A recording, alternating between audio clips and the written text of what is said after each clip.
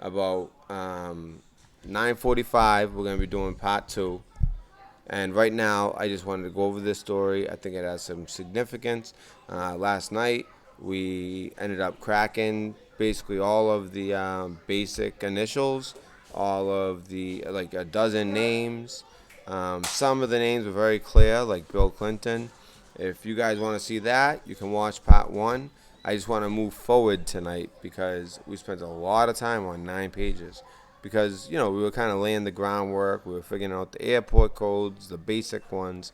So at this point, we've laid the groundwork where we'll be able to just look at it, know exactly who's involved, where to, where from, and and then anybody who is new, we'll examine that. And then we will also talk about New Mexico tonight. We have some stuff on New Mexico we want to talk about, and and also yesterday we dropped the list of the blacklist names, or at least my source, the 61 names that they thought were most important to know. Today, there was some action in court as far as Epstein goes, along with Virginia Roberts. We'll also update you on that. So all that is coming very soon. But for right now, I just wanted to go over this article. When I do the part two, I'd rather things be a little bit quieted down over here. Right now, everyone's still stirring.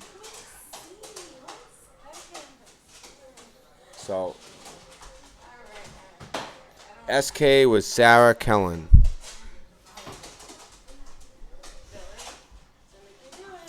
Okay. Hey! This is what I mean. Too much noise here for me to do it this early. Unfortunately, this is a loud house. It's a lived-in house. There's nothing I can do about it.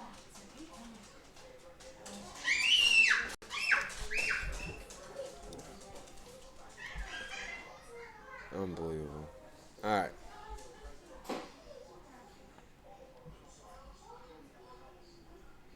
This is a lot of our research from last night. I'll keep that up.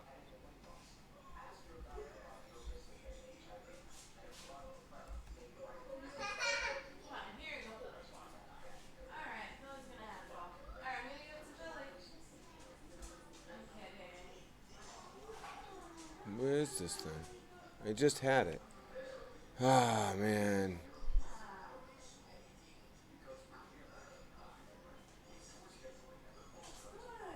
So, all right, here we go. Sorry about that. Okay. So, just like our headline, just basically just like this headline, I just want to say it how it is without bias. Trump order also grants Barr power to declassify still secret Hillary docs. Now, if you go according to Q, he says C comes before D, meaning that C, aka the DNI, that the head of the DNI Coates, needs to be removed and replaced before the declassification of all these documents. Now we're talking FISA declass. Hey, really? They're like purposely trying to make noise. Um, you're purposely trying to make noise. Okay, good. All right. So we're talking the FISA declass. We're talking. So we're talking the FISA declass. We're talking all the way back with Hillary Clinton. We're talking about the lost text messages. We're talking about a lot of that. So let me just read you this story because I'm getting kind of aggravated. So, for the past 3 years, Washington's gatekeepers have covered up evidence of two potentially massive and overlapping public corruption scandals that, if fully exposed, threaten to shake the nation to its core. And that's why I think that's kind of the point of Q, to prepare people for what's coming. You're going to find out a lot of sick crap like we've been going over with Epstein But also, some of the people you might have loved, for those of you who loved Obama, and your Clintons and your Comeys and your Brennans and your all these people, your Rosensteins, you know, you might have something else coming. I'm pretty sure you do. One involves the Obama administration spying on the Trump campaign while sexing up Russian interference in the 2016 election to justify it. The other involves it pulling punches in the Hillary Clinton email investigation and clearing her of criminal wrongdoing just in time for the DNC, the Democratic National Convention. President Donald Trump has granted his new attorney general, the power to rip the cover off both these election year scandals. Trump's recent declassification order not only helps Attorney General William Barr dig into earliest days of the Trump-Russia investigation to see the full extent of surveillance measures ordered by Obama officials, it also puts him in a position to declassify still secret documents generated during the highly irregular Clinton probe, which absolved her of mishandling state secrets transmitted through her unauthorized basement email server before agents could even interview her. That sounds pretty guilty. And I already know what's gonna. I've been following this so close for so long. It's like, I mean, I can see why Q was so effective. It's like I already know exactly how it's gonna go down, who's in trouble. It's gonna be something, and I think it's gonna all kick off after August 15th when they replace Coates. White House lawyers wrote the May 23rd order in a way that delegates sweeping authority to Barr to declassify or unredact documents covering both 2016 presidential investigations. This is key because the same former Justice Department and FBI officials who led the Russia collusion investigation also headed the Clinton inquiry. Under the order, these and other agencies will finally have to cough up key classified documents, including summaries of suspect and witness interviews, confidential source reports, transcripts of covert recordings, and other investigative records that they've withheld from congressional Republicans investigating whether the former administration misused its spying powers to monitor Trump and his aides. In addition, they'll have to loosen their grip on secret papers related to the probe of Clinton's illicit server. One of these undisclosed papers remains so secret that Justice Inspector General Michael Horowitz was barred from discussing it in his 500-plus page report on the FBI's investigation of Clinton. The information was classified at such a high level by the intelligence community that it limited even the members of Congress who can see it, as well as the staffs, he said. Wow. So it's like nobody has any idea what's in that. But that kind of gives you an idea of what potentially could be. Wow. The documents are said to implicate the Clinton campaign and former Attorney General Loretta Lynch in a secret deal to fix the Clinton email investigation, which is now known as the tarmac, the tarmac meeting, when Bill Clinton met with Loretta Lynch for over a half hour. They said they talked about grandchildren, but in reality they were talking about, if Hillary wins, we will put you on the Supreme Court as long as you, kind of brush this aside. Because, if they had a attorney general that wasn't dirty, she'd already be in litigation and potentially in jail. And most likely in jail by now. So that's that. In his memoir, and I'm trying to be, neutral, but that's fact. That's just known. And it just keeps coming up. There's a reason for that. In his memoir, former FBI Director James Comey says he worried Lynch might be viewed as politically compromised if the secret information leaked, especially after the public found out she privately met with Bill Clinton on the airport tarmac just days before the FBI interviewed his wife in July 2016. In recent closed-door House testimony, Lynch said she received a defensive briefing from the FBI on the potentially incriminating material in late summer 2016, but claimed it told her it couldn't verify the information and didn't think it worthy of investigation.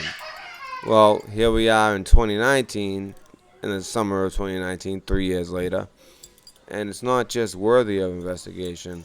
I think it's going to be a the investigation of our time. The FBI has been sitting on the documents, which I'm told are classified top secret, sensitive, compartmented information. Well, that's the clearance I had. But I had that for what I did. You know what I mean? That's the whole point of that clearance. It's compartmentalized information. So, if it had to do with frequencies, code breaking, yeah, I can look at it. But I don't know what business I would have looking at. You know what I mean? Like, that's the whole thing with that type of clearance. It's need to depend. It's compartmented. So you kind of stay in your lane. So, but people that are involved in this type of stuff and like judicial, and they have that type of clearance, oh, they know. Meaning that they can only be viewed, oh, this is you can't take anything out of it or in there, in a secure room known as a SCIF since March 2016. What happened? What happened in the story? That was weird. Okay.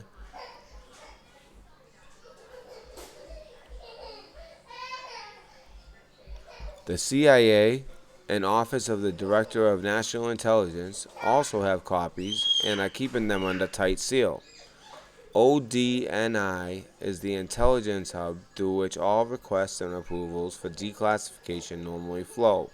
Horowitz said they told him they need to protect sources and methods, an excuse the agencies too often, and this is so true, hide behind when they don't want to release embarrassing or potentially incriminating information.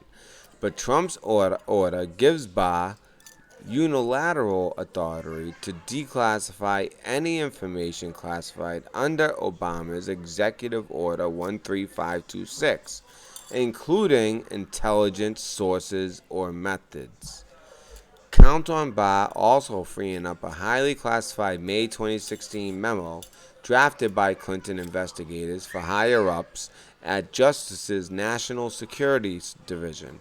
At the time, agents sought access to a still-secret intelligence report that a foreign government, reportedly China, penetrated Clinton's unsecured private server and exfiltrated classified emails. They needed to explore the issue to complete their investigation, since cyber espionage was relevant to their probe. Makes sense?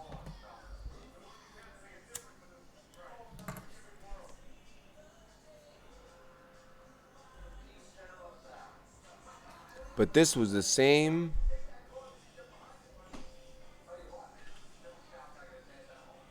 month Comey began drafting his statement exonerating Clinton.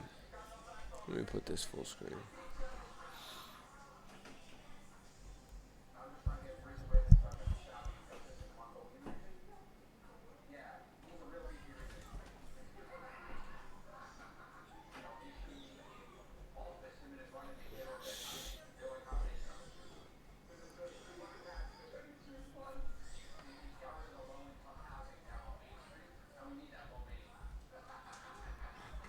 What the hell? But this was the same month Comey began drafting a statement exonerating Clinton. That doesn't make sense. So the memo was never sent. and the breach was never fully investigated. The FBI left a potential mountain of evidence unreviewed, former Senate Judiciary Committee Chairman Chuck Grassley said. In August 2015, the intelligence community's Inspector General first alerted then FBI counterintelligence official Peter Strzok to an anomaly related to the foreign intrusion on Clinton's emails going through her server. Strzok's notes from their meeting have suddenly turned up missing, or at least that's what the FBI is telling the watchdog group Judicial Watch, who are great, by the way. Thank Lord Father in heaven for them.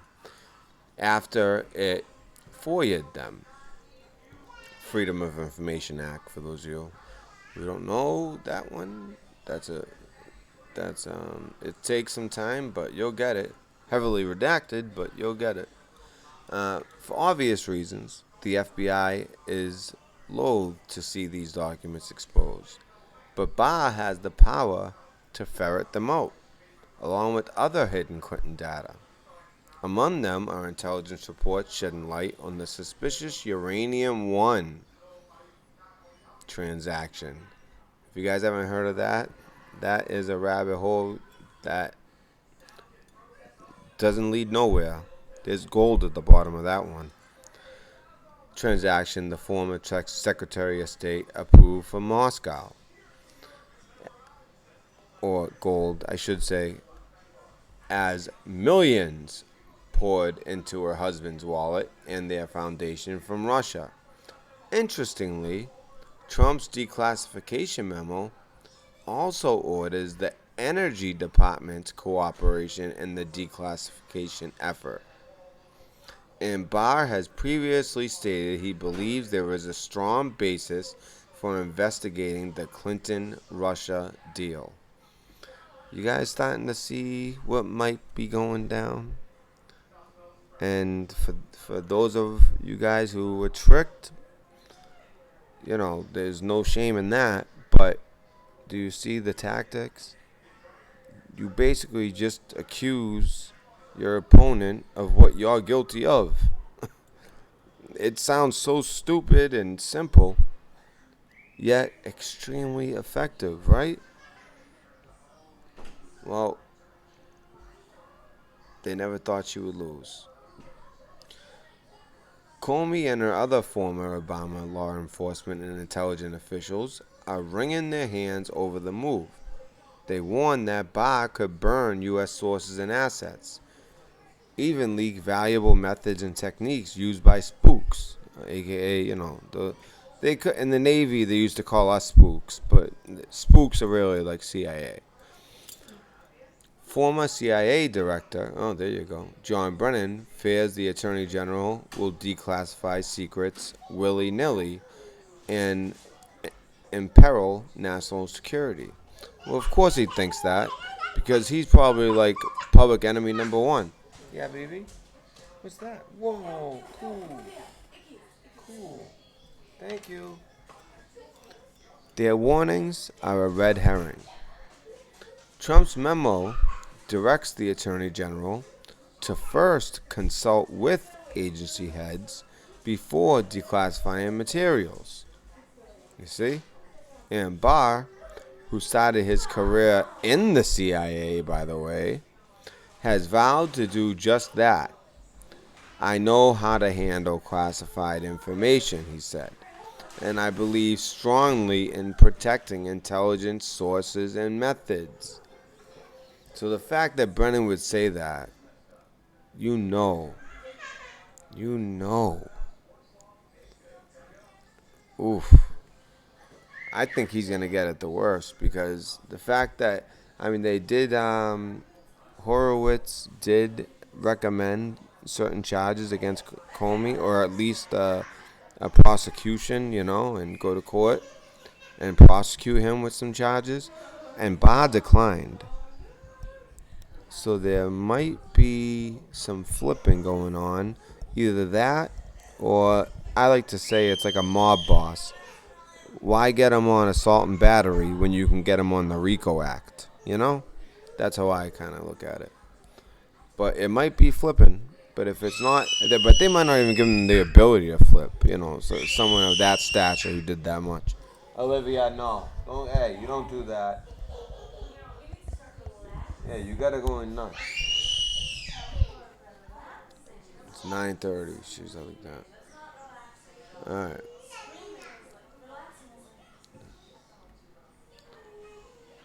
More likely, Obama officials are fighting the release of these documents because they reveal their own misconduct. Now, a lot of this is definitely a right-leaning article, for sure. But I have to say, I find a lot of truth in it. Um, it's right-leaning, and usually in those situations, if it leans one way or the other or towards a certain country, I say, there's always nuggets of truth.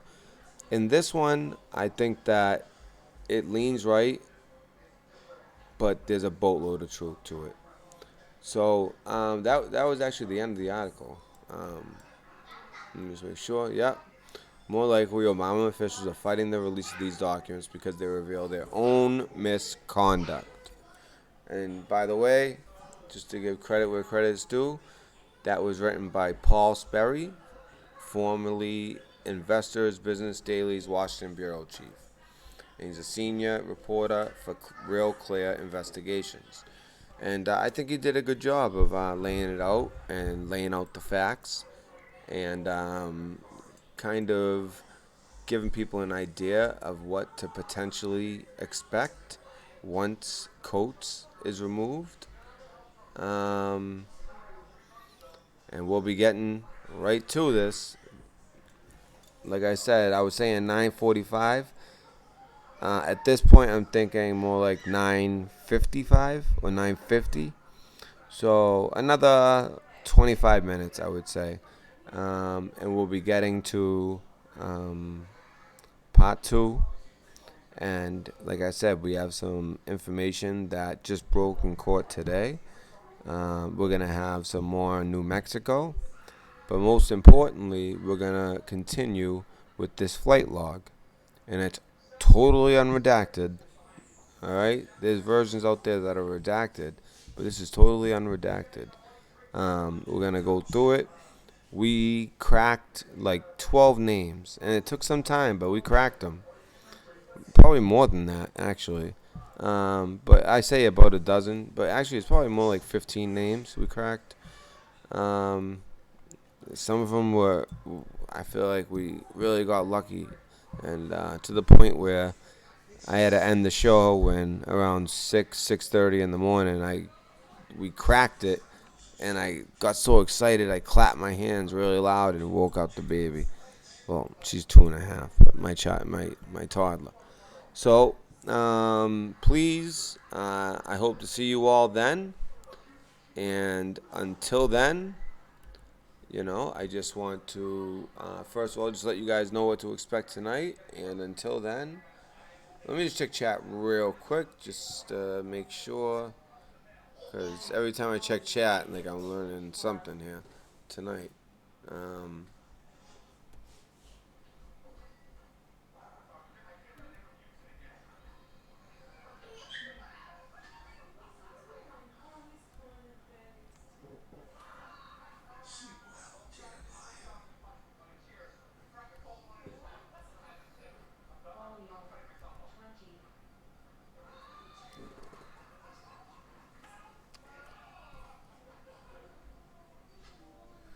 Yeah, so they're like out of the loop now without their clearances. Yep, it's gonna be really interesting, and I'm sure all the turning and flipping has already been done for a little bit, but there might be some last minute flips. But just so we all know, we'll be back in like a half hour. All right, we'll be back with that. So in a half hour or any other time, you know where to get your Pez. Red Pill News Dispensary. Signing out. All right, guys.